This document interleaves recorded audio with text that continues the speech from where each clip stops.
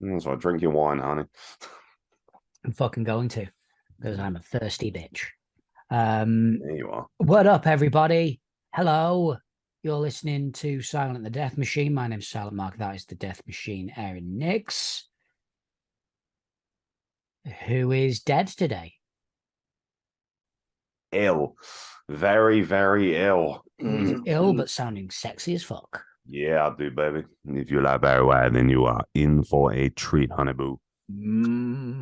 Yeah. In the throes of the chest infection slash cold slash flu slash whatever. So, yeah, fingers crossed because we are just 4 days out from Coliseum. So I need to heal up Yes. quick. And I'm gutted I'm not there. So am I. I'm absolutely gutted I'm not there. But next time. Yeah, a bit gutted actually that because I think once you've done one show and you've started it, you want everyone who was part of the original Beast to be a part of it going forward. So Yeah.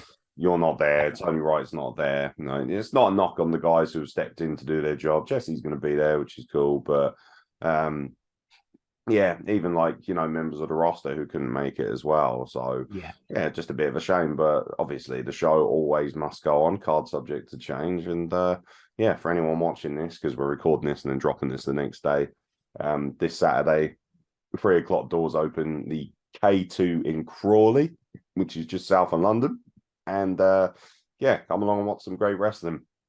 £8 is the starting price for tickets. That's for kids.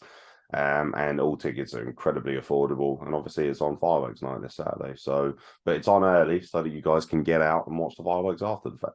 And it's a fucking good show as well. It's going to It's be a great amazing. card, yeah. The Yeah, if you're a roster is wrestling fan, it fantastic. is stacked. Absolutely stacked. We got the debut of Bullet as well coming in. Sky Smithson's making a debut for Coliseum. Yeah, Charlie Morgan's back. A lot of great talent. It's going to be great. And the It is A7. going to be great. So, how was your week, sir? Mental, as you know. Yeah. Yeah, just work, work, work, work, work. Like really good. Um, Exhausting, but very exhausting. It was the most hectic and busiest and most affluent week I've had ever since I went freelance and independent about 3 years ago.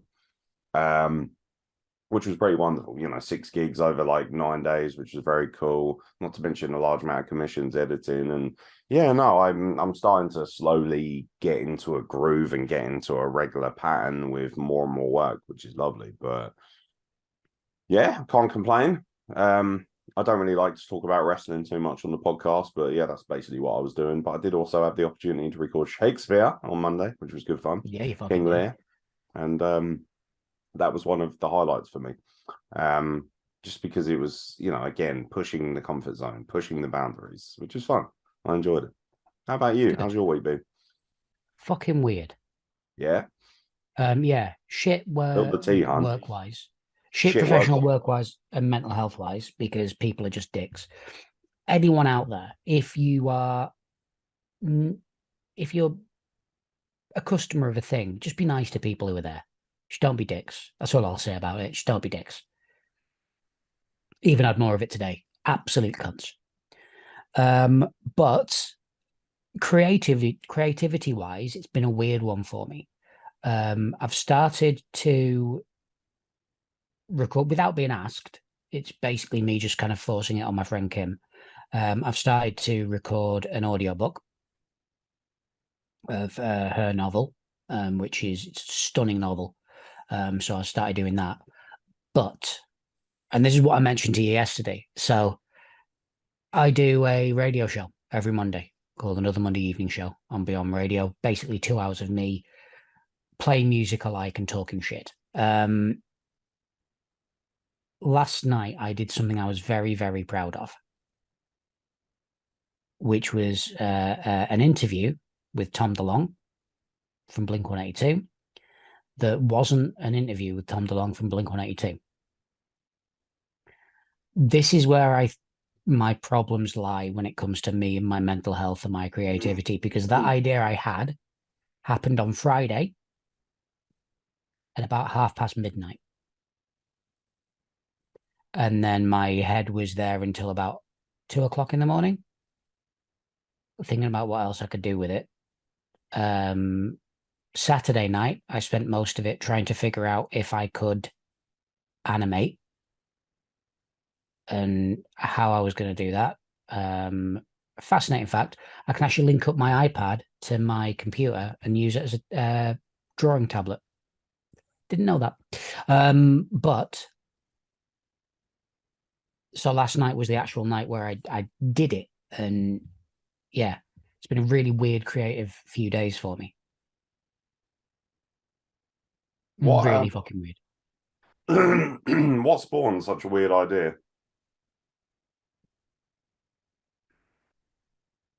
I thought it'd be funny.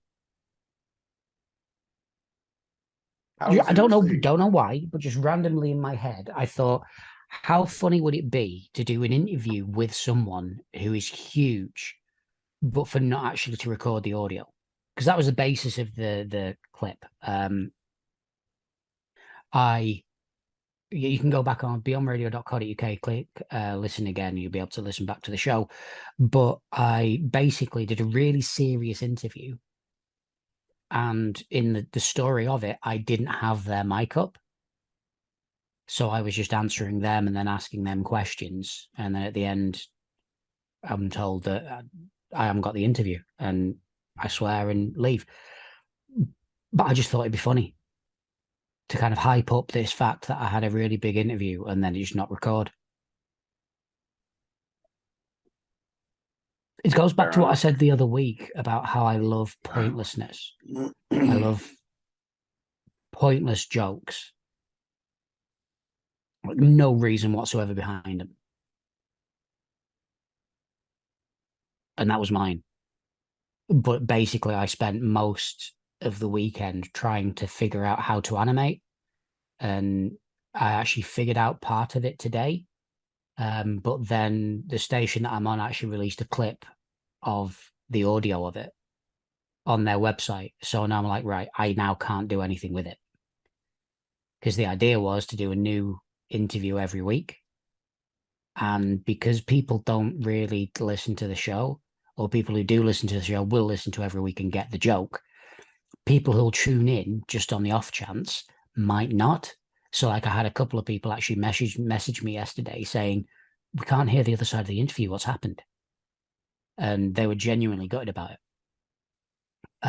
Because they've put it online to say something went wrong with his interview. I now can't do it again next week. And because I can't do it again next week, there's no point in me animating it because I'm not going to be able to release a series of these cartoon interviews. Yeah. Really weird creative block, but fun. The important thing is, did you enjoy it? I don't think I've been that impressed in my radio for a long time because I come up with ideas all the time and I enjoy doing them. So Phenomenal 3 that I keep on doing, I enjoy doing that.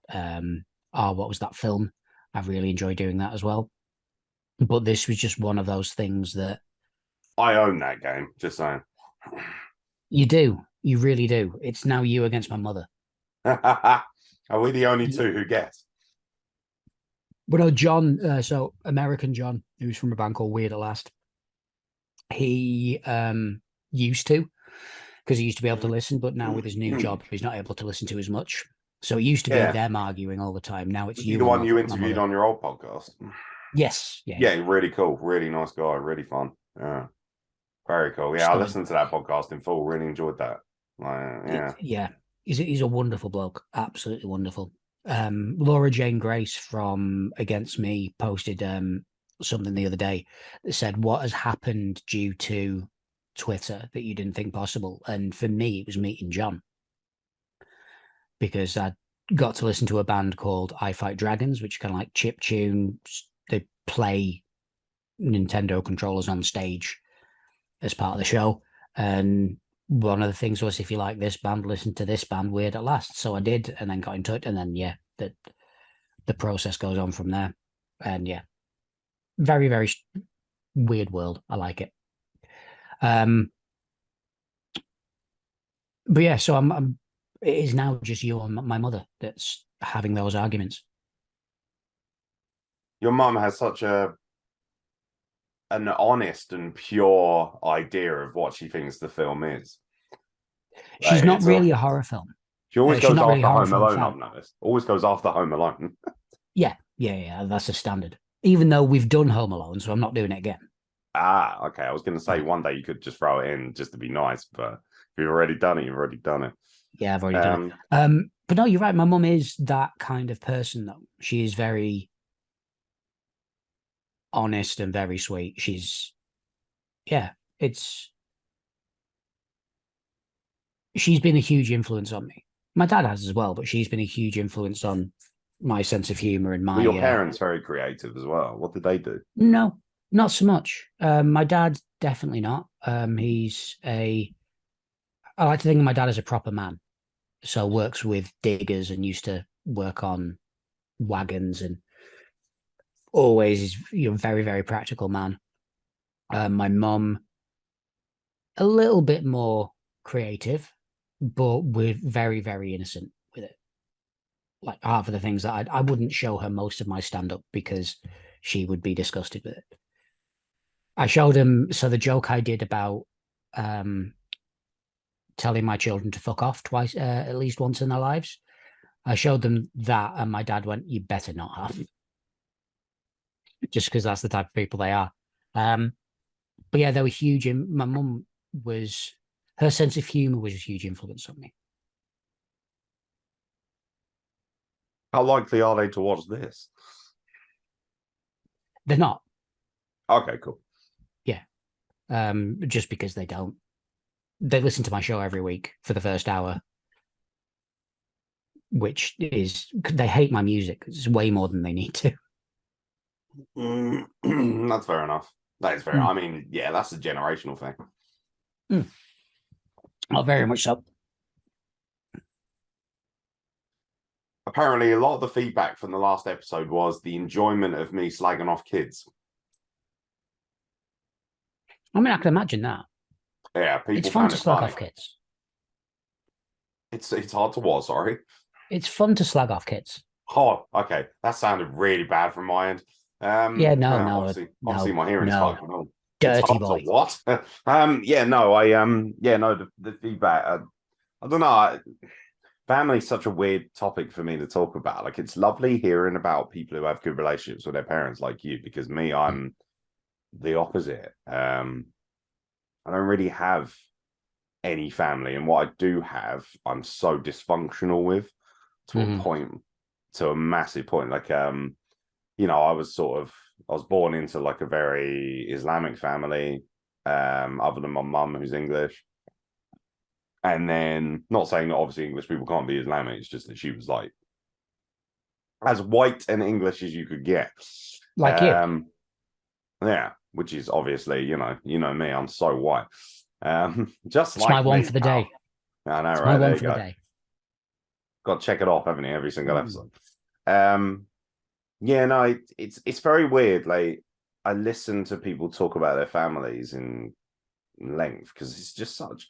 It's very weird being on the other spectrum.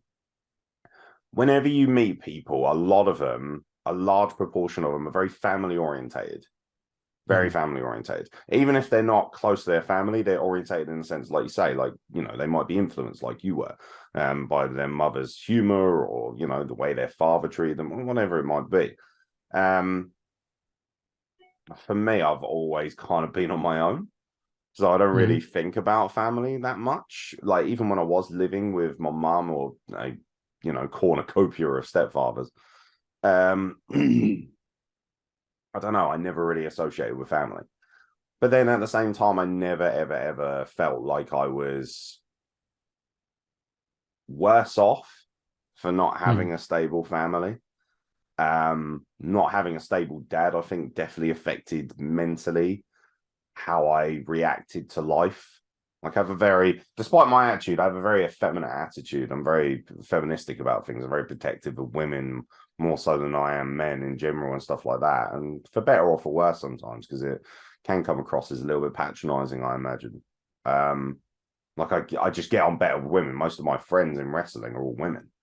Mm. Um, just because I, empathize with them better. And I think that's just from living with my mum for most of my life. And the funny thing is, I wouldn't say my mum was like, what you would call a good mother or a good woman, so to speak. She had a lot of faults, just like everyone else does.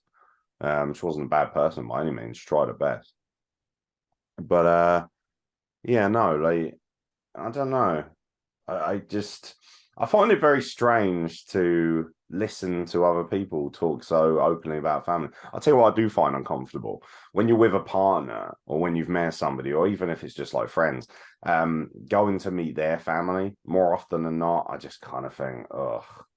I don't enjoy being in big family situations because I don't have any of my own. I'm Mm. learning to love it a little bit more because I'm reconnected with my little sisters and they're quite young.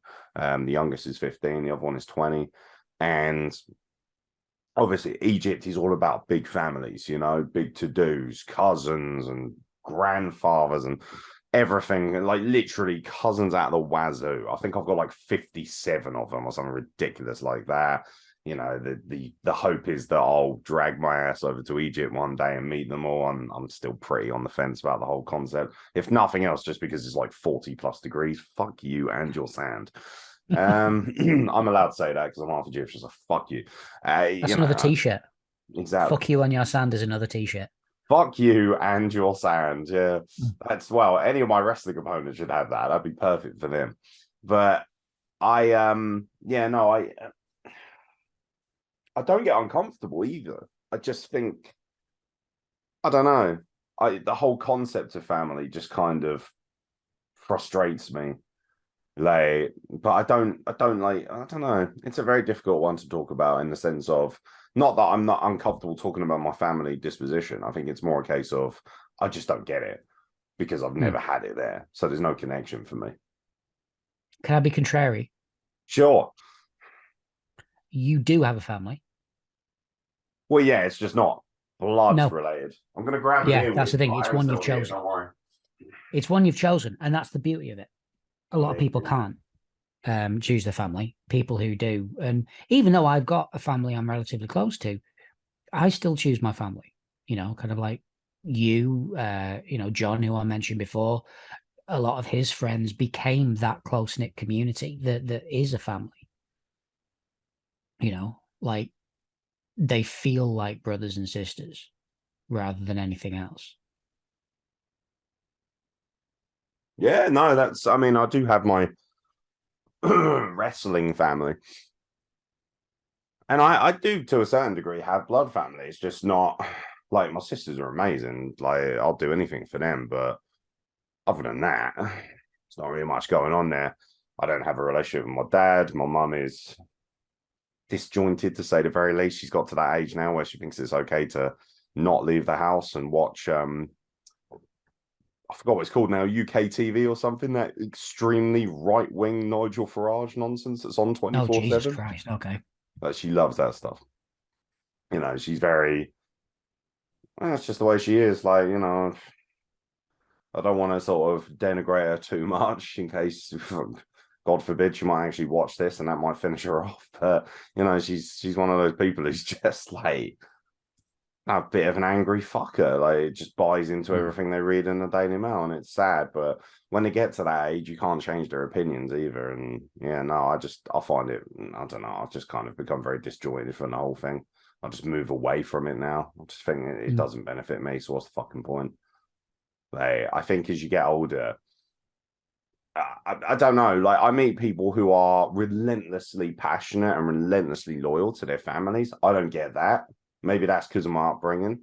For me, if my mum or a member of my family is so juxtaposed to where I want to be or so different in their values and beliefs, I'm not going to engage them that much in it, or I'm not going to try and, deal with them in that regard. I'm just going to kind of move away from it because you learn as you get older that sometimes you're better off just screaming into the wind than you are trying to explain to people how stupid they are. So yeah, that's kind of where I am with family, really. That's about all I've got, I'm afraid. No, but I get that. I mean, I still do that with my parents. I still try my best to explain things to them. Like when they were said that we should bring back Boris Johnson as prime minister, I'm like, you do realize the shit he did to get chucked out, right? Like, oh, well, we don't know about anything like we don't know about any of that. Well, let me tell you, but they don't want to hear it because that's just what older people think. And it was the same with the Black Lives Matter thing. They were very much a case of, well, all lives do matter. And it wasn't from a racist point of view or a closed-minded point of view. It was very much a case of they are good people and they are welcoming to anyone. Fuck, if you knew my extended family, you'd realize why. But because they're nice people, they can't see why not everyone's like them. And so they can't see that there is a huge problem with racism and shit like that. So they don't want to think about it. Because if they think about it, they might actually think, well, hang on a second, are we that bad? Which they don't want to be because they are good people. I think that's why a lot of people pushed back against things like Black Lives Matter and, you know, whatever it might be, celebrating Pride, all these different things, Black History Month. Do you think the people who are pushing back on it are pushing back on it because they're fearful that if they accept it, then they have to accept within themselves that they're part of the problem? I wouldn't say all of them. There will be an amount. My parents are some of those amount. A lot of them will be just twats, misguided, unapologetically dickheadish people. But some of them will be nice and they don't get it. They don't get why it should be a thing.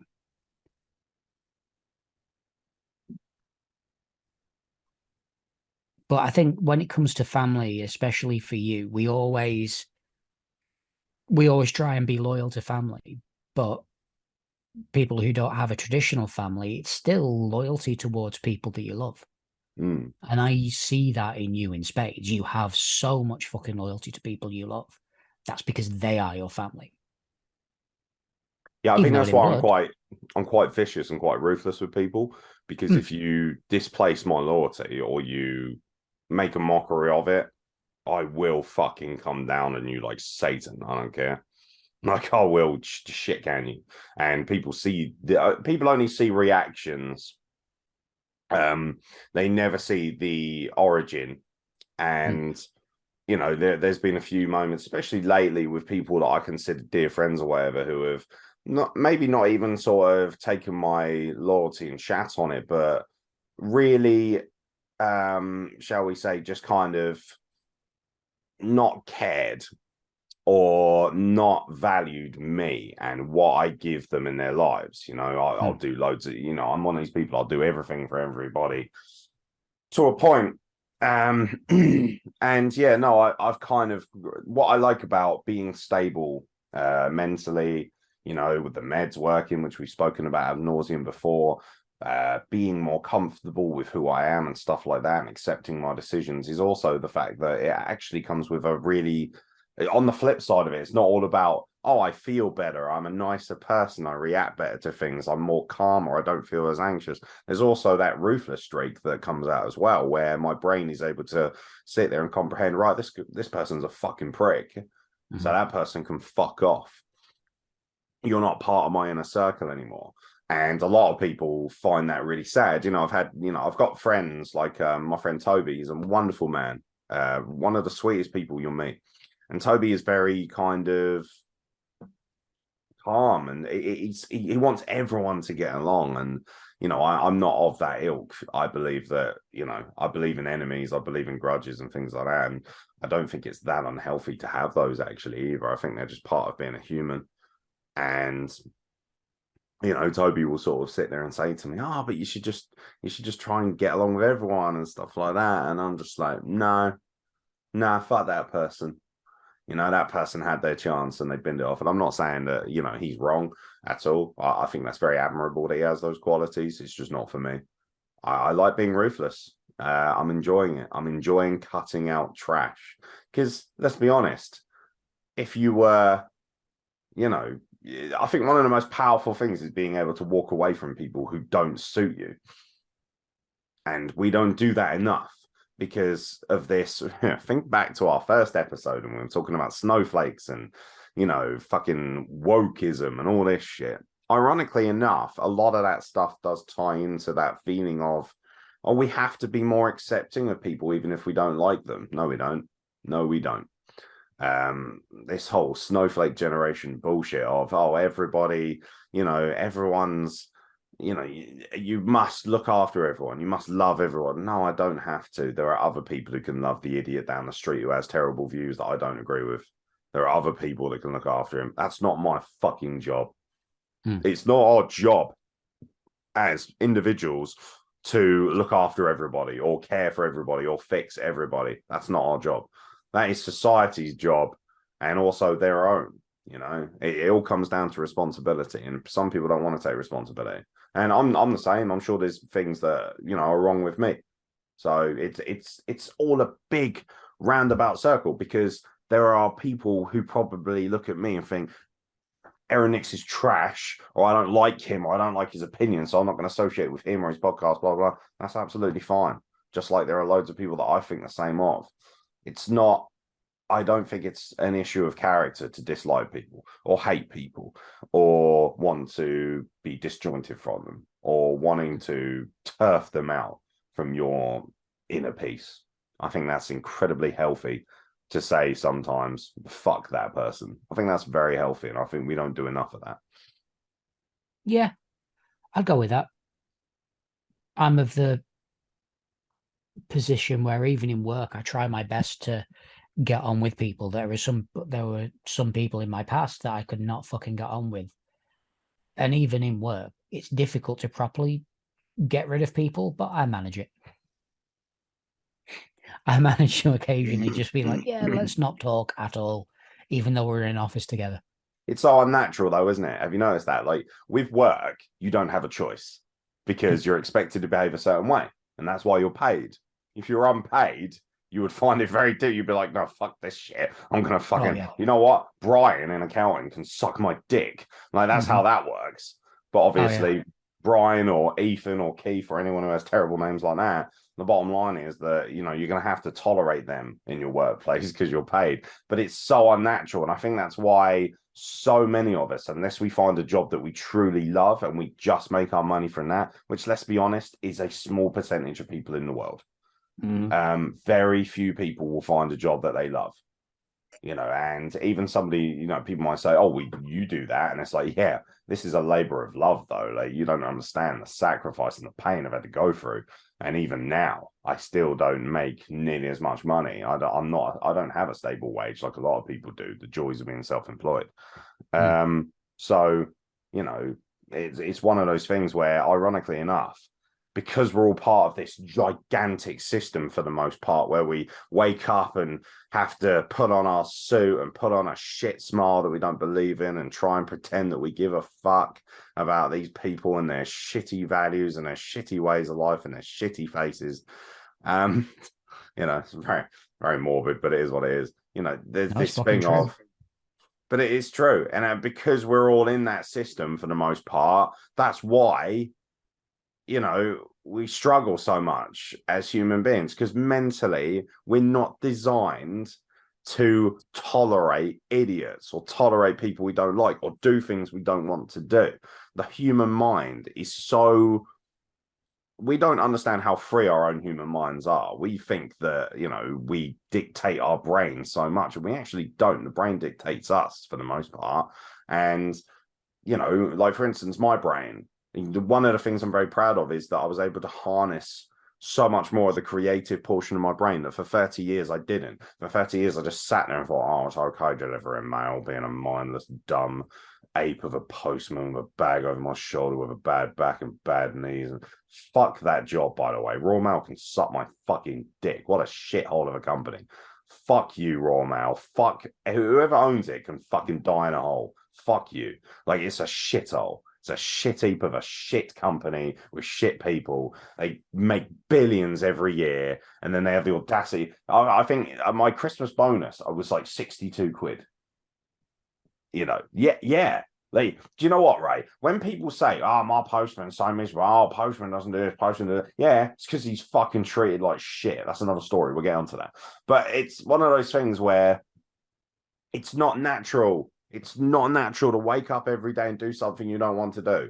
So all I'm saying to people is, if you're listening to this, fucking, even if you can't, I get it. We can't all just drop our jobs. We can't all take a fucking redundancy like I did. We can't all, I was homeless for a little bit before I got to where I needed to be, whatever it might be. There's all sorts of things.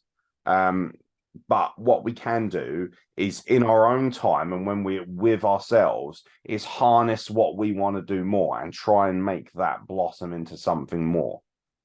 So when you get home, don't fucking sit there and go, "Oh, I'm tired from work. Oh, I haven't got an excuse," blah, blah, blah. I'm sure Silent Mark hates his fucking job at times, but he still comes on it and does his podcast with me. He still fucking sits down and creates and talks to people and goes and sees bands he likes and creates. That's called living. That's the portion of your life where you're actually living.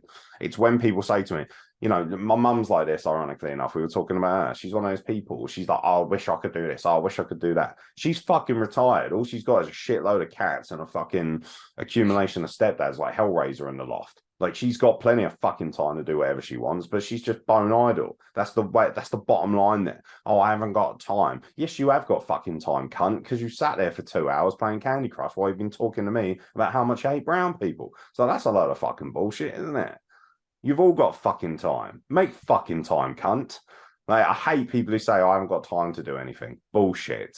You just don't want to make time because you're not passionate enough about what you think is a passion. And probably a lot of the heat I get and a lot of the aggression I get from people who always say, "Oh, well, it's easy for you, blah, blah, blah, blah, blah." Like, no, it's not easy for me. But at least I had the gumption and the strength of character to say, "Oh, I'm sick and tired of doing everything that you lot are doing. I'm going to do something for myself. Fuck you." I kind of agree with you, but kind of disagree with you as well, because Bring it. I'm occasionally that person. I'm occasionally that person that is, I don't have time. I don't have the energy, because when I do work all day and I have a particularly bad day at work, the last thing I want to do is engage my brain. But a lot of it for me is the whole single dad thing, because I only have one wage coming in. I can't stop my life to pursue something that I would love to do. I'd love to be able to do it. Like, someone said to me the other day that John Bishop, the comedian, quit his job in his 30s and went and started being a stand-up comedian. Like, yeah, that's very, very admirable. That he had his wife and kids, and a wife that went out and worked, and kids who were in school that didn't need childcare. And I don't have that. I have me and my house, and I try my best to make sure we're all okay. There are days where I cannot be fucked to do stuff, and that's part of my mental health issues, because my brain will do that thing of, "You're not good enough, just don't fucking do it." Even when I'm on sertraline, even when I'm taking my tablets properly as I should, I will have that thing of, "You're not good enough, just do what you need to do rather than what you want to do." And it's a ball ache. And I see people who are in a very different situation, who have way more talent than I do, doing less than me. And it's such a fucking shame, because they would be huge if it wasn't for that.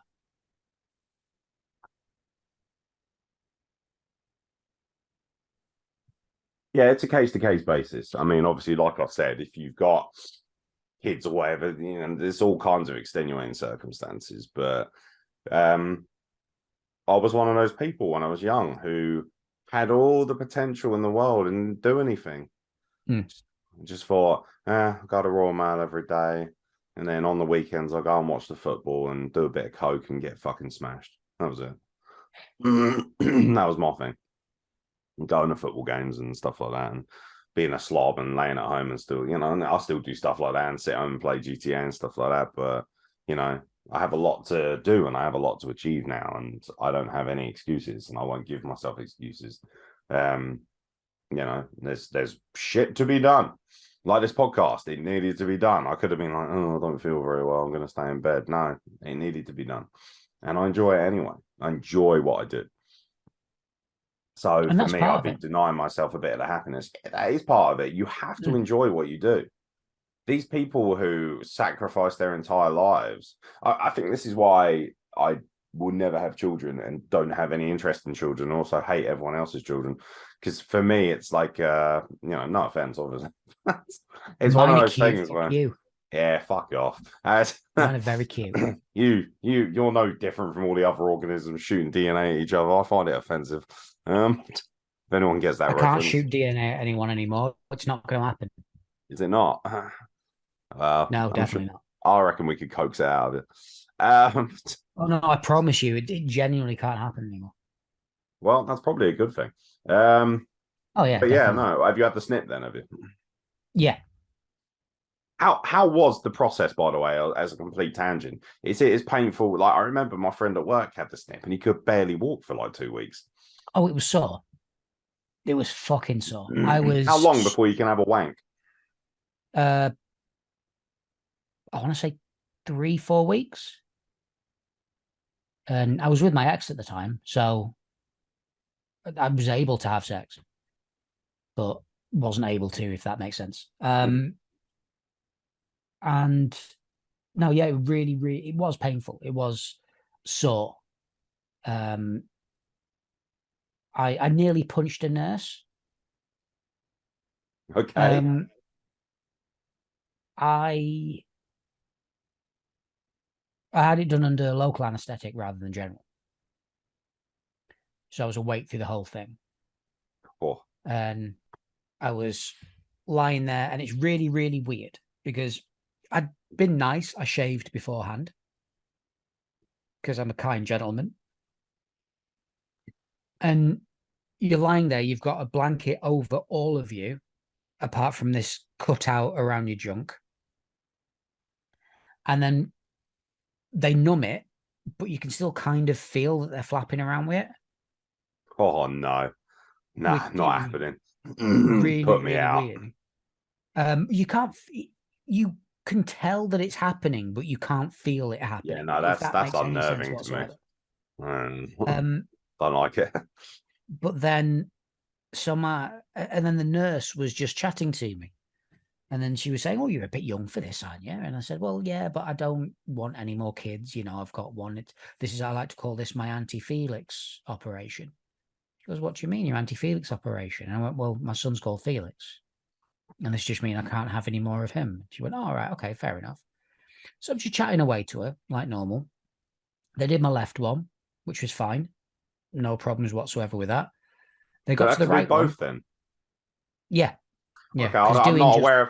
I always thought maybe they join or something. Shows how little I know about the anatomy. I mean, I don't use mine, so what's the point? But yeah, no, doing just one of them is defeating the purpose. You've basically just gone unless and your shown Lance people. Armstrong, Yeah, you've gone and just shown people your junk, got it cut open, and then just left it to it for I no mean, reason whatsoever. yeah. Um, but I was there, and my right one is the tube is a bit less loose than my left one, and to get to it, they had to pull. And when they pulled, I nearly punched the nurse because they went, "Ooh," and I went, "Oh, you fucker!" And Oh, yeah, what? Could you feel that then? yeah, I because thought it you weren't wasn't supposed anything to to do feel with it. the actual, because it wasn't to do with where they were doing it. It was, when you get hit in the balls and it hurts in your stomach. Ah, That was where it hurt. That was oh. where it pulled. So basically, what you're saying is take the general. Yeah, have a fucking general. Yeah, you Yeah. may be there for a few more hours than otherwise, but Jesus Christ, you won't punch a nurse. I mean, yeah, no, I had general a couple of years ago now, coming up to almost 2 years. I had a circumcision. Because I had I forgot what the name of it is. It's where your foreskin tightens so much that you can't retract it. Um, Tight foreskin. Fine. Next. there's a medical term for it, like paraphysis or something, something like that. But Hmm. like, yeah, no, like I remember just. I'll tell you what. Have you ever been under general anesthetic? No. See, that's an incredible feeling. Like they always say to you, that's the best night's sleep you'll ever have. It really is. You're in this like beautiful dream state, and then you wake up and you're like, oh, it's like the perfect feeling. You won't get that very often. It's yeah, I can see how it's very addictive. But Mm. yeah, no, I don't know. I can't imagine. I don't know. Yeah, no, because I asked you like how long before you could have a wank. I remember like because circumcisions, right, are brutal. Mm. Don't be fooled, especially when you're older. Like, I mean, they're not great anyway when you're young. I know the Jewish community, sort of thrives on it. And actually, scientifically, it's proven that having a circumcision is far healthier for you. It removes the opportunity for a lot of things like water infections and things like that. You're far less likely to pick up like, issues with your urinary tract and all sorts of things. But it's just Far less likely to snap your banjo string as well, which I can also say is fucking awful. yeah, I mean, mine's hanging on by a tether anyway at this point. But Mine's I gone. Mine hey, has gone. yours is gone completely, has it? It was not pleasant. How did you lose yours? Um, do I be as graphic as I should be, or do I stay? Yes, it's Simon and the Death Machine. So now you're the Death Machine. She just wasn't overly wet. Oh, But I'm a trooper and I fucking finished. that's such a male trait. Yeah. Yeah. But it's also the day that I realised that apparently semen and blood don't mix. Oh, no, they do not. No. Yeah, that stain was in the McDonald's car park for a long time. You had sex in a McDonald's car park. Don't we all at some point? Don't And think I so, mean, no. yeah, it was lunchtime, but you know, I mean, it's always lunchtime when you got your dick out, huh? yeah, it is. Here's to that hot dog. Everyone loves a grain of rice. It's not that small. That's not physically plausible. Um, where's the weirdest place you've had sex? Let's get away from Mum. graphic mutilation of our genitalia and let's talk about how else we mutilate it. I haven't really had sex in many weird places. The McDonald's car park at lunchtime, that was a weird one ish. Especially for the old people next door eating their cheeseburger. Yeah, yeah. I also had sex on a couch at someone's party whilst they were asleep next to us. But apart from that, I've been pretty Pretty standard. ballsy. Yeah, I was young. We all were once. Yeah, I was young. Now it's been 3 years, and I'll be lucky if someone looks at it again. Yeah, same. I swear to God, if someone even talks about it in hushed terms, I'm already exploded. Yeah. Sex is a weird beast. It's a very weird beast. What do Yeah, you it do is. you like? Do you actively date? Like, do you go out and date or anything? Have you tried anything like speed dating and stuff I like that? haven't Or have done. you just completely given up on the concept? I wouldn't say I've given up on the concept, but it's not happened. I've tried internet dating. I've got fuck all in 2 years. Um, I am.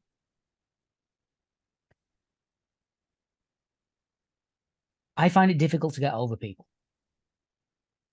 And my ex wife, I'm. I wouldn't say I'm not over it, but I don't. Because of it, I'm not bothered about properly moving on, if that makes sense. Yeah. So whereas I am over it, I'm also not bothered about Do moving on because I don't have that again. you think that's because of the connection as well? Because obviously you had a kid together, didn't you? So that Yeah, means you're intrinsically linked for the rest of your lives. yeah. And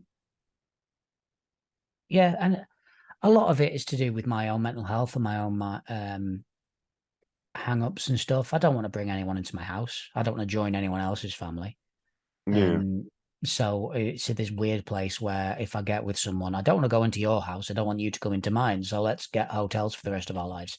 That's not going to fucking work. It's an expensive prospect, It especially is. now. It is. Whereas I would genuinely love to have someone touch my downstairs, the whole process of the whole thing just fills me with fucking anxiety. Trying to talk to someone that and get to know them, fucking difficult. It is, and it gets worse as you get older. It Yeah, gets like more difficult. I will give you a bit of a rundown. So I managed to get a match on Tinder. And her profile said, it went on and said, the moustache in my last picture is real. I'm secretly a mysterious evil villain who goes by the name of Keith. So my first message was, hi, Keith, how's your weekend going?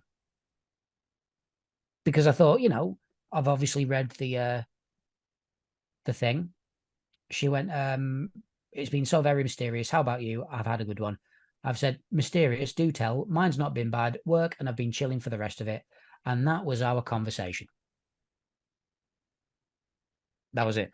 2 Yeah. years I've been on that app. That is the most conversation I've had. Wow. Do you know what?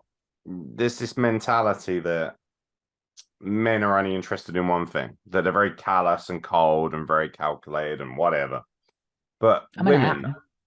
oh yeah, I mean, yeah, absolutely, they can be. But I think that women in general on these apps, especially, let's be honest, right? There's a reason you're on that app in the first place because you're not somebody who's it might be because it's ease of use, it might be because you don't have time to go out and date, or it might be because socially we're all anxious. Maybe we don't want to go outside. Maybe we find it easier to swipe for whatever reason. There's multiple reasons, but none of them really lean to anything that's particularly good. Um, and the thing with an app like that is just it's just so base degrading in many ways. It's this thing of like, oh, okay, I guess, I'll go on this screen and go, like, what the fuck? Like the whole concept of it is just so depressing. It is. But then where's the opportunity to meet people in person anymore? Unless you particularly have a social. It's funny, like guys say to me all the time, oh, you should date like a wrestler or whatever. And I'm just like, yeah, because like the first thing that a Nadia Sapphire or Mia Cortez is gonna see when they walk in a room is, oh, let's check out that cameraman, he's pretty fit. No, like Oh yeah, there's we're the no lowest of the low. There's a reason we are wrestling's B team. exactly. So we are not the sex appeal here. No. We're not supposed to be. But ironically enough, a lot of the time we bring the mind appeal, if you can figure it. I don't know. It's really difficult, and it's from my perspective. Like I really care about you. You're one of my best friends. I find it like you've made peace with the fact. Like I'm not going to be one of these friends who's like, right, time to set up Silent Mark. Let's go out on a smash and find loads of hoes. That's not how that works. But it is kind of like sad that we live in a society where it's so difficult just to have a nice conversation with the opposite sex or with the sex of our choosing. Mm-hmm. But mine isn't really to do with society, to be honest. It's more to do with me and my hang-ups, my anxiety and stuff. I know for a fact I don't make a good first impression whatsoever. Speak for yourself. And I've said it a few times in the past. I say things, I'm either one that's really, really quiet and seems a bit weird, or I'm one that just says stuff off the top of his head and is even more weird. Going into a place like a bar or even at a wrestling show where you're chatting to people, it fills me full of dread. I am so much better. I can stand there and talk to a crowd of 300, 400 people and feel all right. I can feel comfortable there. But you put me in front of someone vaguely attractive, or even not even someone vaguely attractive, just someone that's vaguely human. And I'm just a grand wobbly sea of shit. Horses for It's courses. Yeah, it's a strange one. I would love to be able to have a one night stand, but my own brain will always just go, "Oh, this would be funny to say." Like I had someone talk about, I had an ex of mine talk about me to their friend and said that during sex, I'd said to them, "Say my name, bitch." And I'm like, they obviously don't know me then, because I can't do that in general conversation, let alone trying to be sexy. It would be more like, "Do you mind saying my name? Is that all right? Is all right? No, fair enough. Right, I've spoiled the mood. Sorry about that. Sorry. I'll carry on. I'll carry. All right, no, I Would won't one carry on. indulge me for a moment? Yeah, all right. I've spoiled the mood. I'll tell you what. You carry on. I'll go and make you a cup of tea. Is that all right? You finish yourself off. I'll go and make you a brew. That's me. That's what sex with me is like. Oh, you're killing my erection. It has to be said. I do that with many people, both Marvelous. male and female boners. We shall see. My I'm a a trooper. manager of mine, a manager of mine who's a gay gentleman, was talking to my mum because she works in the same place, different branch but same Oh, place, does and your she's mum he work said, in the same workplace? yeah, works in the same organization, yeah, Pretty cool. yeah. I got that job because I'm a nice boy. It's normally the Um, other way around, isn't it? it Like, was usually, it has been in the past, but no, this one was the other way around. But apparently my manager turned around to her and said, "You know what? Mark's wasted on women." Apparently, I would be knee deep in cock if I was that way inclined. well, you did say that nobody, truly sexuality doesn't exist. That was very, very true. And This as I might will be the always door say, might be opening. if fucking Ryan Reynolds came up to me, my door would definitely be open. Is he like your go-to guy? I think he's very hot. Big thing I for had me. the weirdest boner watching Red Notice. Because whilst I come more to terms and more realistic with the fluidity of sexuality and stuff, um, you have a film with Ryan Reynolds, The Rock, and Gal Gadot, and it's basically just like a massive hard on for an hour and a half. I mean, yeah, they're all beautiful people. And really fucking hard. Mm. Yeah, no, I like my men to be more masculine. I Then don't what? see. I don't think Ryan Reynolds is that manly. Mate. I think he's a bit of a pussy hole. How Um, fucking gangster were you then? Jesus Christ. but sorry, it's We're in our 30s, mate. That can't happen. so what you're basically saying is, as soon as you get into your 30s, you're not allowed to use street terms at all. You might want to have a Yeah, word you're with not street Jay-Z at and all. Method Man, mate.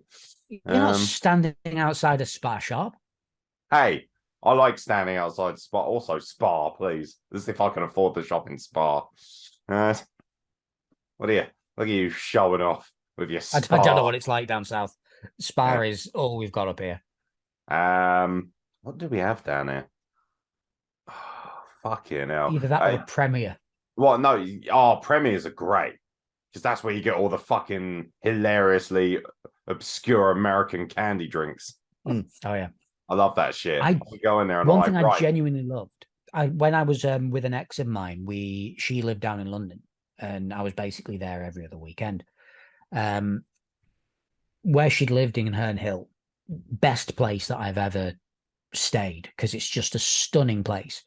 Far enough out of London, it feels like you're in a different place, but also close enough that you just like 20 minutes to the center. Um, Literally down the road from her was Brockwell Park, this huge, just expansive green, and it was fucking stunning. But I always remember where she lived, literally a couple of doors up was a Premier shop, and that's where we bought everything. And I just remember going in there, and after about 6 months, he was like, "Right, you again. What do you want now?" Apparently, I was a regular at that point. I mean, I guess living in the arse end of nowhere in Kent, Like it's all like local shops, which I like. I love it. Like it's an Indonesian family who run like one of the local news agents. I love that. Like I love stuff like Yeah. that. I enjoy little things like that. It Mm. reconnects me with. You know what? It's just a little bit because I love traveling and I love different cultures and I love being abroad and I love being thrown in the deep end. I'm not one of these people who fears being abroad. I enjoy it. And that's semi my upbringing. Also, I'm very grateful because my mum is like the entire opposite, as you would imagine, being highly anti-immigration. Which is And ironic considering your family heritage. oh, so now all of a sudden I've got heritage. Okay, cool. Medium caramel, Well, bitch. white people come from all over, don't they? How dare you? White people All right, come too. from all. I mean Twice. that could apply to many a topic. White people come Twice. from all over. Yes, It's they true. do. Usually out of windows. That's obviously a story that we need to delve into. Ah. Oh God, not again, Brian. I'll tell you about shutting the window before you tug one off. You cunt. Fuck's sake, even. Hey, that's never going to end. Yeah, no, I don't even know. Oh yeah, traveling, right? Yeah, like I like little things like going into a shop with foreign people because it just gives me that little reminder of that culture and diversity is everywhere, and that's a good thing. You know, I like that. I like being able to get. It sounds really obnoxious, but I see it as a source of pride and happiness that I don't get uncomfortable when I walk in those shops like a lot of people do. Yeah, how often have you been in a fucking kebab shop and there's some racist berserker testosterone laden skinhead cunt and he's just like, "I said fucking chips, you Turkish cunt," or whatever it might be. You know, like, and like, there's a genuine source of pride, even though it should just be the norm for me. That I can go in there and just enjoy talking to people like that and being interested in who they are. Like, a lot of people still have this thing of like it's so funny how so many people are intrinsically racist, and yet they literally probably have 80% of their lives is dominated by some form of foreign product. Oh yeah, well and truly. Nah, mate, British, innit? Just gonna go on my iPhone. Fuck that. You know, these stupid fucking Neanderthal inbred pricks. Oh, fucking hate immigrants. I hate brown people. I hate immigrants. Oh, right. If that's your Chinese, Doris. Yeah. Yeah, it's Just fucking yeah. unbelievably thick minded cunts. Honestly, you are so that's the thing with racism. Like, I don't even find it offensive. I just think you're fucking stupid. You're so stupid. Like, just fucking morons. They're like the equivalent of Deliverance, but they can't even play the banjo. Fuck them. Get in the fucking bin.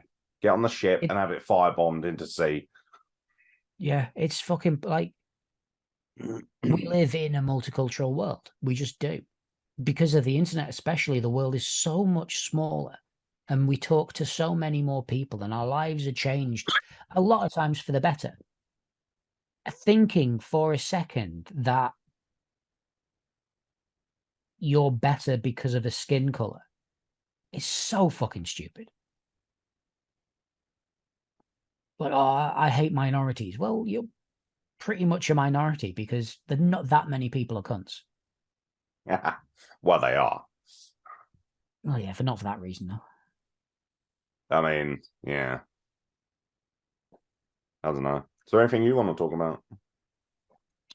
I said it on the show last night, to be honest. Halloween happened. Ah, Halloween. Yeah. I prefer Day of the Dead. But there was so because I was doing radio, I decided to go, right, I needed to do stuff before the show. I didn't want to have to answer the door every 2 seconds. So I put Oh, a do you sign up do on my right? door. So you don't have a studio? Not in the house, no. Oh, I I actually thought go to the studio. you actually do go to the studio. Yeah. Oh, right. No, I thought you This is meant that my you do the studio. radio from your house. I was like, oh, cool. No, I had no idea. I do on a Wednesday, but yeah, this is my studio, which is my front room. But yeah, I go up to the studio to do it. So I thought, right, I put a note on my door. It said, "Happy Halloween. I'm not in. Help yourself. Don't take the mick. Stay safe." and then I put a big bag of sweets underneath. And whilst I was doing it, I was getting notifications saying that people at my front door, and you could see people reading it and then dipping in, just getting a couple. And I thought, yes, it's fucking working. Oh, have you got one of And then, them? like half an hour later, when I left the house, bag was fucking empty. Absolute bell ends. How do you know? You got one of them Utter ring fuck. things? You got like, Yeah, oh, okay, cool. yeah, utter pricks. Just fucking completely emptied a bag of sweets. And then, like, loads of little kids came up. I'm like, right, bear with me 2 seconds. And then I quickly ran in the house and grabbed them some sweets. I'm like, I can't leave little kids without it. And you know for a fact some fucking teenagers went and took it. I thought you were at the studio. How did you run in and get No, more so sleep? I was getting ready to go out. Oh, And okay, by the cool. time I went out, So it all gone before you'd even it'd left. all gone before I'd left. Fucking Um, hell. but I got the moral high ground. In the studio, outside the studio, we've got security cameras just to make sure no one comes in and shit. When I was leaving to come home, I saw there were some like teenagers stood around outside, and some of them around the corner, and all of them were trying to scare each other and stuff. And I just stood there for a little bit. I turned the lights off at this point, and I was stood by the door, and I was letting them scare each other and have a bit This of a was at the laugh. And then studio or at home? at studio, Okay, cool. and then just as I saw them by the door, I quickly unlocked it and opened it, and they shat themselves. I've never seen someone run as quickly as I did last night, with one lass running around the corner. And someone said, "It's Halloween. Why would you do that?" And I went, "It's because it's Halloween. And it's a perfect time to do that." The lass who ran around the corner just turned around and went, "I've just pissed myself." That was I amazing. was very proud. I do find it interesting you consider that moral high ground, but Well, because some teenagers stole my sweets, yeah, but it so wasn't I go them, and scare some surely. teenagers. You know, there'll be So other murmurs. teenagers need to suffer because some Well, I can't get teenagers. those ones. I don't know who they are. There will be murmurs in teenage um like circles of friends about the mug that put loads of sweets out that got stolen, but also the legend who scared the shit out of a group of teenagers. The And they legend. won't know it's the same bloke. I love that. The legend of the man who scared some teenagers. It's true. Yeah. Man walked out the door and made a girl piss herself. And not in an R. Kelly way. That's good shit, pal. Well, it's good piss. And man, I didn't think we'd get an R. Kelly reference tonight. That's good I'm very stuff. good. I'm very talented.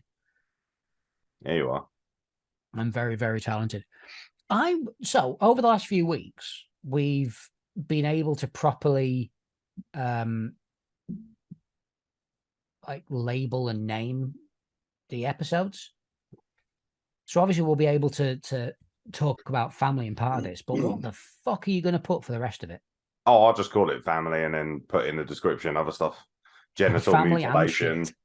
making people piss themselves. This one's called family and shit. Family and shit. Piss and shit. Yeah. It'd just be called, I don't know, family values. Fair enough. Mate, Fair enough. have you seen what I name the state of wrestling addresses sometimes? Though? Yeah, Lord, like, I which know. by the way, you It's haven't been on.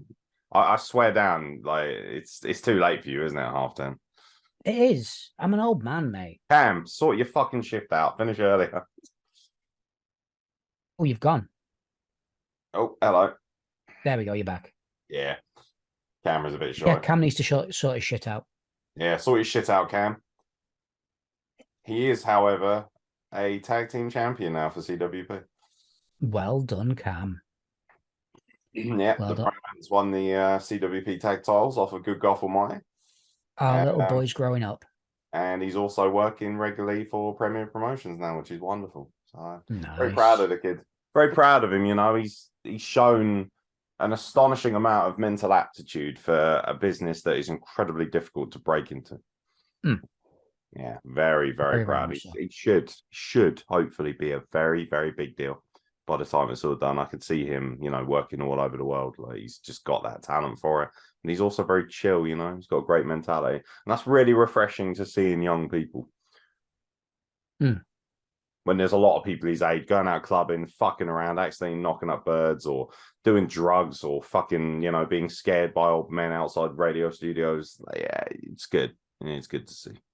Yeah. Yeah. Not everyone's going to get that story though, mate. Not everyone's going to have that story of the gentleman with the bat wings. Because obviously stories get, exaggerated, but he has bat. Oh, so now you got wings. bat wings in this story. Okay, cool. Yeah. You're just adding shit to make yourself sound cooler. Also, I love how you went for bat wings of all things. You fucking Mark in every sense. I fucking am. I really am. I started playing Gotham Knights. That's good. Any good? Is it good? Is it? I'm enjoying it. Was it just come very out? different to the Arkham games. Very, very different.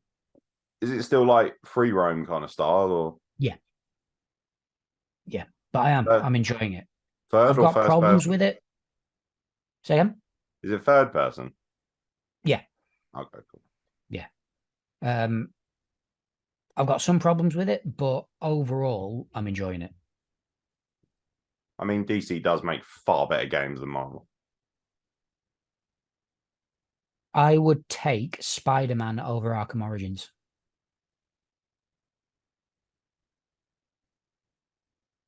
Is Arkham Origins all the Arkham games? No. So Arkham Origins was after Arkham City, before Arkham Knight. And it was, as it sounds, it was the origin of Batman. He's the vigilante that isn't liked by police. Joker isn't about yet, all that type of stuff. Oh, okay. Yeah, but that's just one game, isn't it? Yeah. You got Arkham, all the Arkham games. The Injustice games are fucking brilliant. Mm-hmm. Like, those are fucking phenomenal. They are. Yeah, like, whereas Marvel literally only has Spider-Man, that's it. Spider-Man was a good game. Yeah, the fucking Avengers game's a hunk of shit. Yeah, it's a pile of wank is what it is. Looks beautiful, plays horribly. Guardians of the Galaxy wasn't bad. Haven't played enough of it to really critique it. People did say it was okay, but I just feel like all of it is trailing far behind what DC's doing. Yeah. And the storylines are there as well with DC that aren't in these games. Like the Marvel Avengers game, the storyline of that was utter tosh.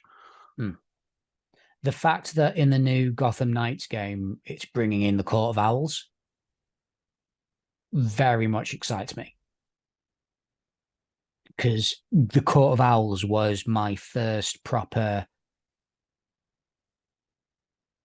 When I first properly got into comics and started getting them weekly and stuff, it was when DC decided to restart a lot of their issues at a lot of their series, at issue 1 again. And the first story of Batman was the Court of Owls story. And so it was my first proper Batman story arc that wasn't just like the one shots that you occasionally got. And my fucking God, it was amazing. The art from Greg Capullo was stunning. Scott Snyder was an amazing. His writing was phenomenal.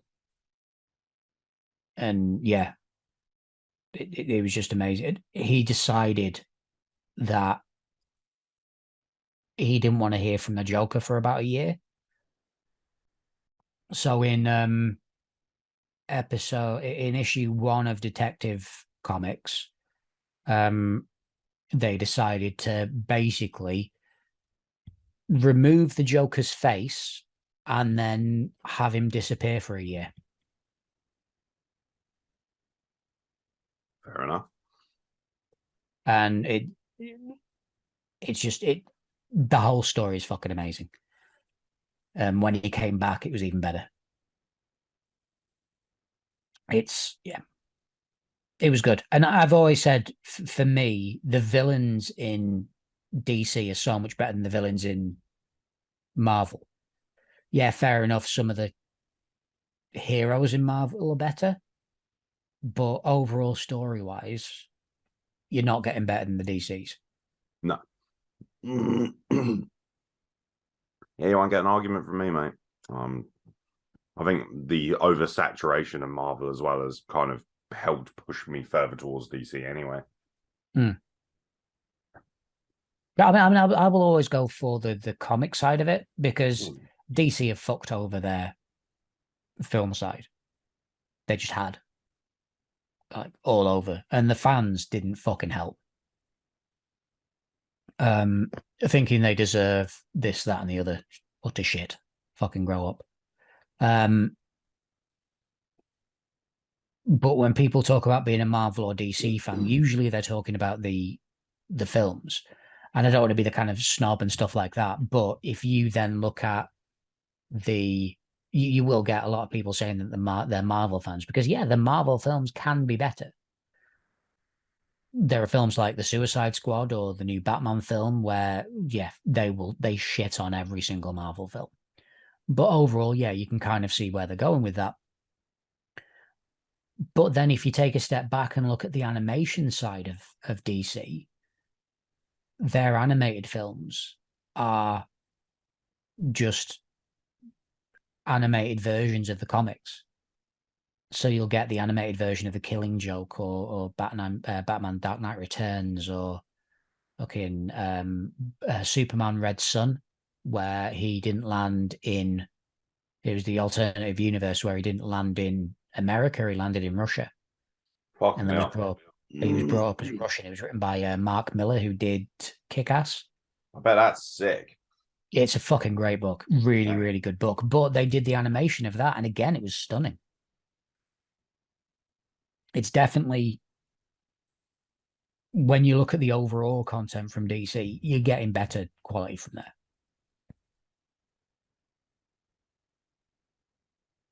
But there's also one thing that is very, very important. Nobody's wrong in their love for things.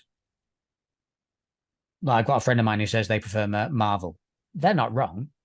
Yes, they are. Well, yeah, Is but their they're name also Brian? not. No, it's not. Is it Ethan? No. Although I'll be honest with you, they are proper fucking Brian. But no. But we get very het up in the fact that we're right and other people are wrong, and let's let fucking people enjoy what they enjoy. Unless you like the Big Bang Theory. And then they can fuck off. My little sister loves the Big Bang Theory. Well, she can fuck off. Brilliant. She'll love that. I don't know if it was I don't know if it was Tanvir or I don't know if it was Cameron, but one of them mentioned Probably Tanvir. Probably. I mean, yeah. look at him. He just screams Big Bang Theory, you know? Yeah, but it's just shit. I've watched 2 episodes. I thought they were dull as dishwater. I didn't find them funny at all. So here's my problem with it. The main character, Sheldon. Either he's properly autistic, in which case, why are we laughing at him? Or he's a dick, in which case, why are we giving him sympathy? Interesting At the way end of of looking every at single it. episode, he still ends up on top. So if he's a dick, then that shouldn't fucking happen. If he's autistic, we shouldn't be fucking laughing at him. We should be understanding. It's why I like a TV show like Bottom, because they are 2 people who are the lowest of the low. And by the end of the episode, they're still the lowest of the fucking low.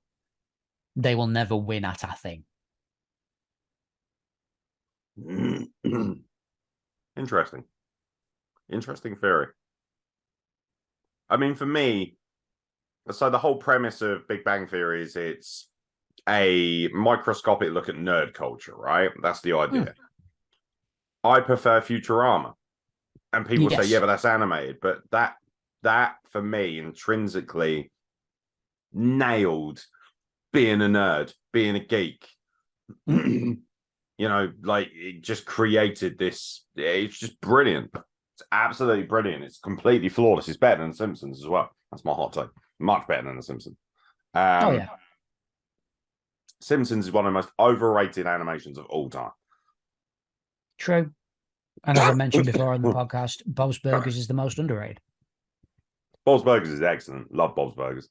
It's It's helped stunning. by the fact that the main character Bob, his voice is also the voice of Archer, which is one of Yeah, my favorite H. John animations of all Benjamin.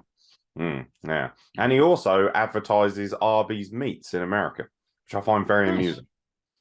Yeah, He also there was in Family Guy.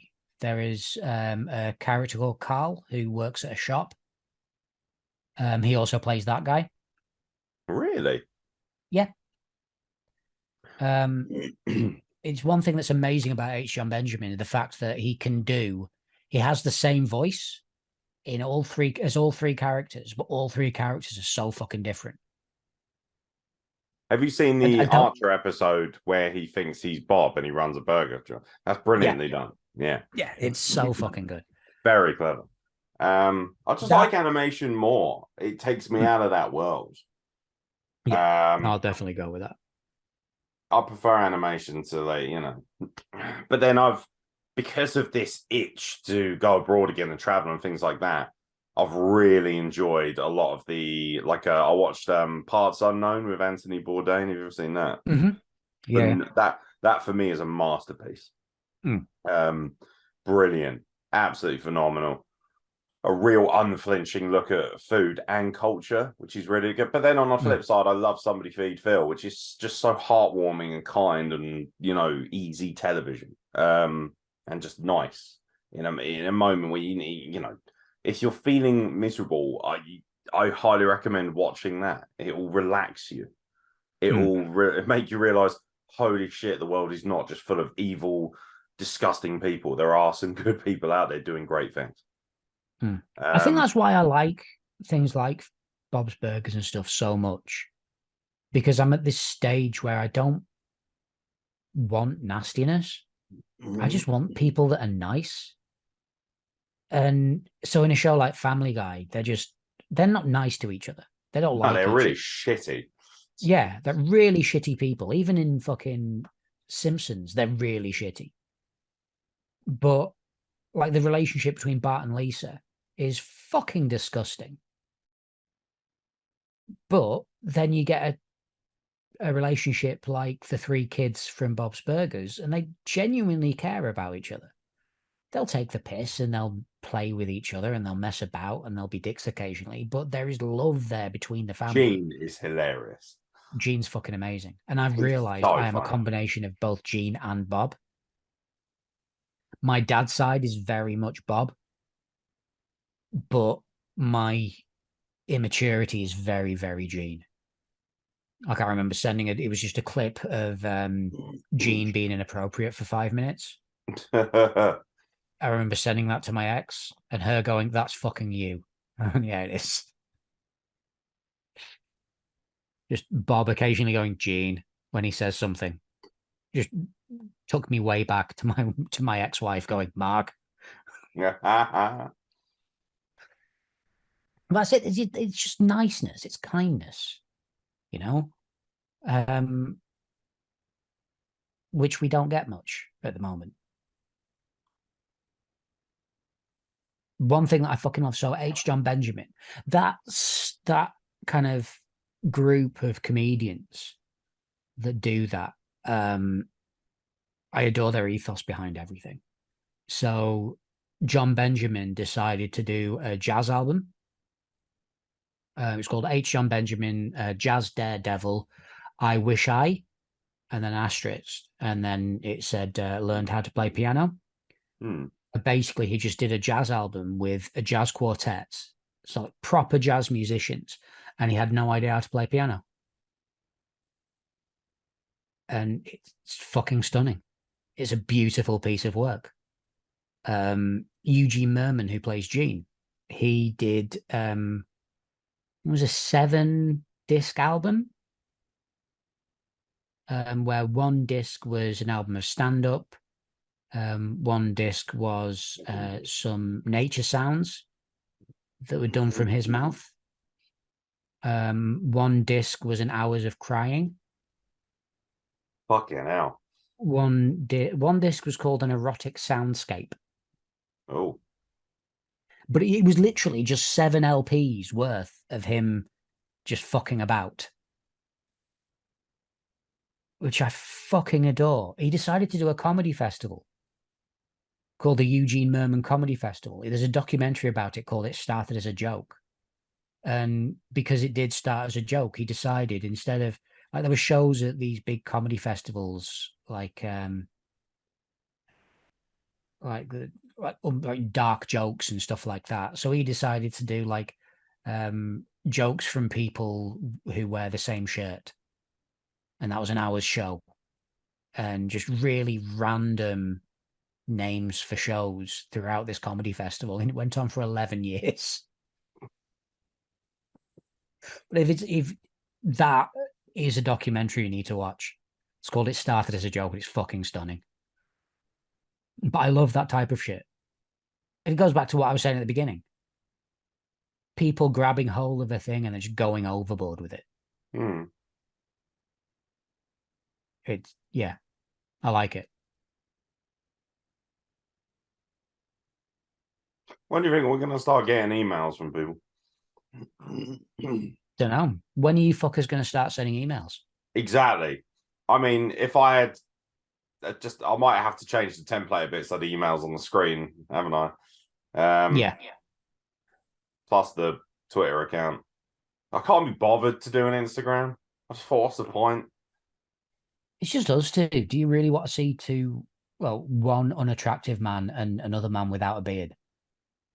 No, wait, other way around. I know I've No, had a shave, but one unattractive man and a man with a beard. I was basically trying to say you were good looking. yeah, I know it took a while to get there, but thank you. Yeah. It was yeah, no, I just don't see the point really, unless we start splicing clips maybe from the podcast. We should start doing that really. Might be an But idea. yeah, yeah, put the Yeah. cheeky little sound wave on it or whatever, that'd be a laugh.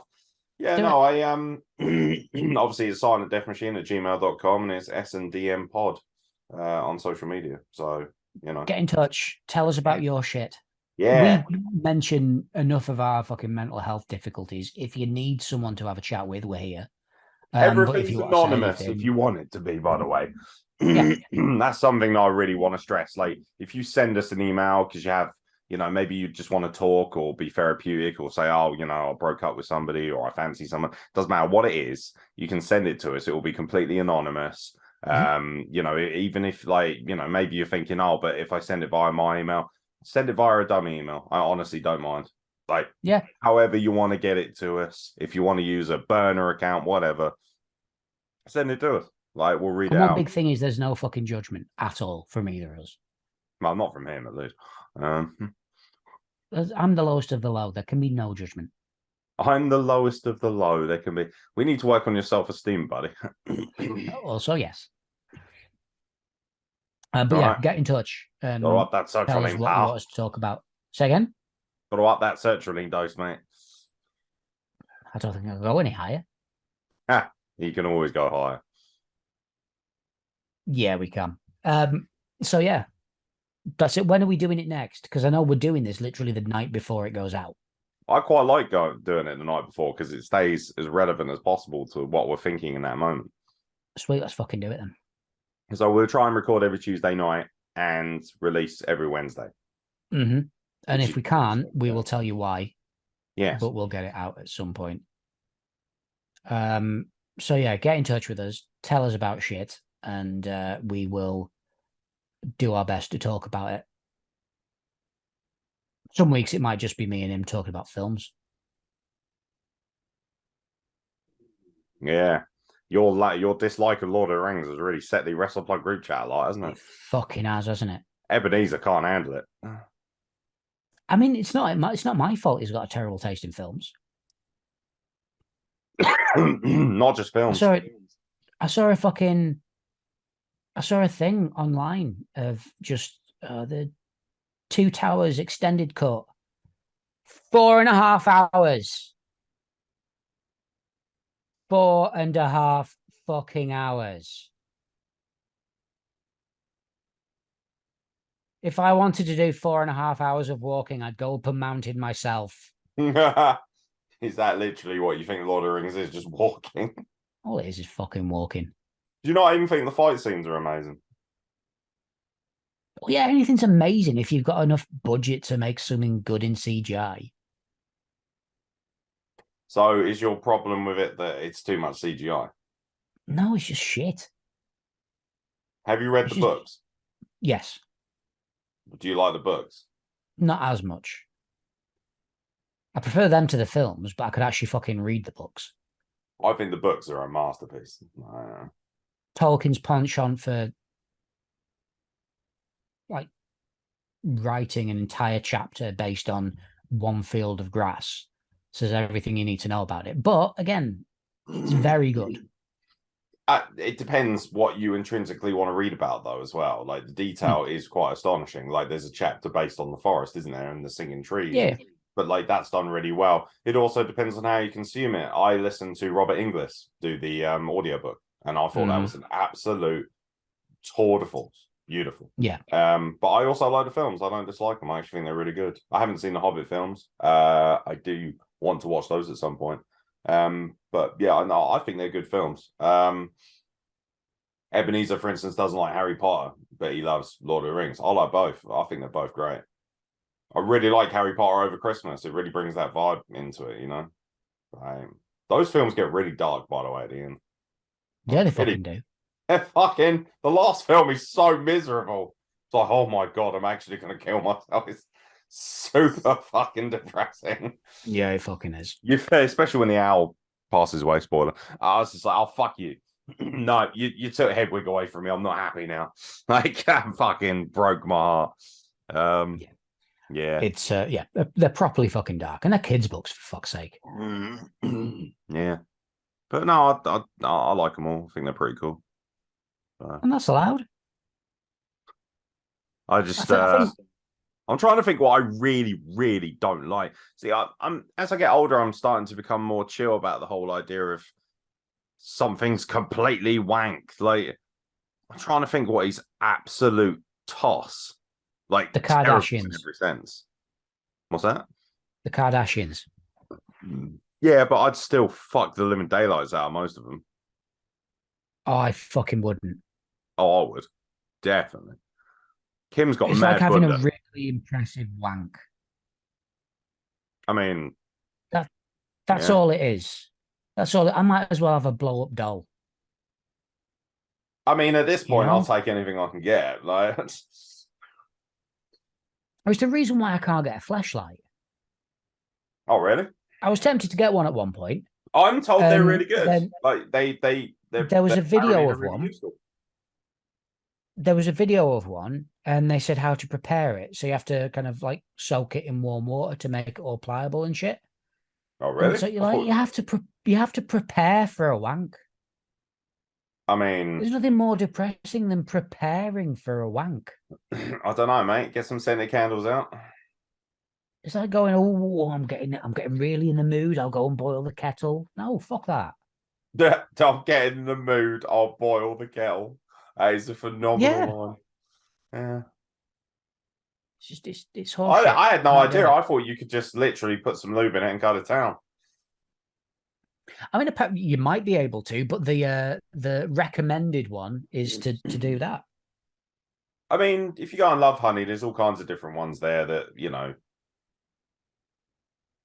But I don't think that's unhealthy. Like, no, I don't think it's unhealthy at all. It's just, again, it's something that I can't do. I think toys for men should be more of a thing, and there is actually a fair amount of options for us, but we don't. It's again, it's like mental health. I think it's frowned upon in male society, and I'm like, I don't give a shit, mate. I'll wank into a bin liner if it feels all right. Yeah, I'm not gonna fucking apologize for that. I'm not going to apologize for wanting to use a toy myself. So what's wrong with me exploring my sexuality? It's not hurting anyone. No, exactly. I don't think there's anything wrong with it. Silent Mark is neither here nor there. That's a given. It has to be done. I see. There is a bit of self-esteem in there. If you don't, I'm disgusted in you. That's what if I don't wank to you? Yeah. I mean, you should be disgusted in me anyway. My behavior is abhorrent at this point. I'm allowed to be turned on by it. Don't tell me what to do. You're not my real dad And we're back to family. The that I circle know is of. complete. You look like You you're don't hear looking. women say that, do you? You know when men go, "Oh, I haven't got any kids that I know of." You don't hear women say that, do you? Um, yeah, with good reason, I think it has to be said. Don't A get little it. bit harder to miss having a child if you're a woman. I don't know. You've not seen some of the women I've been with. What? Good Lord. You be going after Cthulhu again, have you? Why won't they call me back? Hey? Why won't Cthulhu call me back? That's probably a good thing, to be honest. Just don't have access to a telephone, mate. Have you resigned yourself to the fact that you're just going to be single for the rest of your life? Yeah, pretty much. Yeah, nah. I'm okay with it. Everyone's allowed to be in love, buddy. I mean, yeah, no, I'm not saying no to it, but I'm just like, yeah, not asked. I don't have time at the moment. I don't have I've got time. no, I don't. There's that catchphrase again. So I have one night a week where I don't have work or kids, and I spend that with you. Oh, is that Tuesday night, is it? Yeah, I don't have any time that isn't the night before work or having kids. So me trying to have a relationship, I can't fucking do that. When I no longer have responsibility for children, I may well go out on that. I mean, I'll be in my 50s at that point, but some people like old people. Some Billie Eilish's other half, Jesus fucking Christ. I saw. Didn't he dress up as an old man for Halloween or something? Or she did, and he dressed up as a baby. I can't remember. No Is there other like way a big? around. Is there a big difference then with them in terms of age? I don't know. There's not that much of a big difference, but dude's fucking ugly. Oh, shame because Billie Eilish is beautiful. That She being is. said, there's more to life than just looking good, isn't there? Yeah. Look at Again, Nadia it's Sapphire, why I right? couldn't. Nadia Sapphire is a good example of that. She is fucking beautiful. But when you get to know Hmm, the person, you realize just where the real beauty is. yeah. And like the literally the polar opposite to the Kardashians. Because yes, they may well look good, but there is very little in there. Except for me. No, I wouldn't. You say it, but come on. It would be like it would be like fucking a doll you have to talk to after. I relate you back to Jimmy Carr's stand-up when he refers to how judgmental men are of celebrity women. He says, God, Britney Spears, look at the state of her. She's let herself go. But if we fucked her, we'd be high-fiving people on the night bus. But no, very true. But I am again. I'm now too old and too embittered Plus, I've seen the to. porn of Kim Kardashian, and she looks like she can do some serious work. So, I was bored by her. Genuinely, that whole thing bored me. I mean, it's never going to be truly what you expect because they're performing to a camera, but I No, reckon but she's even got enough. then, I just found it dull. I'll just think you're being picky at this point. I've had more enthusiastic sex with someone half asleep. Not sure if that's a good thing to say on the podcast, but it is what it I is. said half asleep. Everyone's got kind of woken up in the morning and done a quick sex. I'm not saying whilst they were asleep. Okay. Okay. It did I'm get a bit saying whilst we're, uncomfortable there. I we're was like, half asleep. as long as it was consensual, it's all good. No, of course it was. I hope. Good Lord.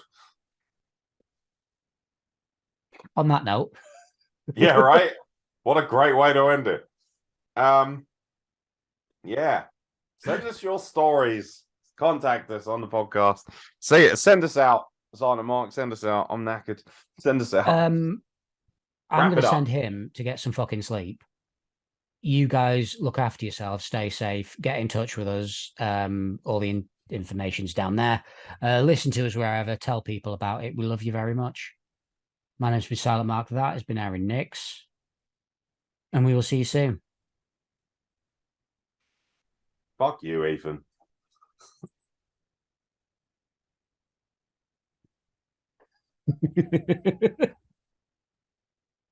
Again.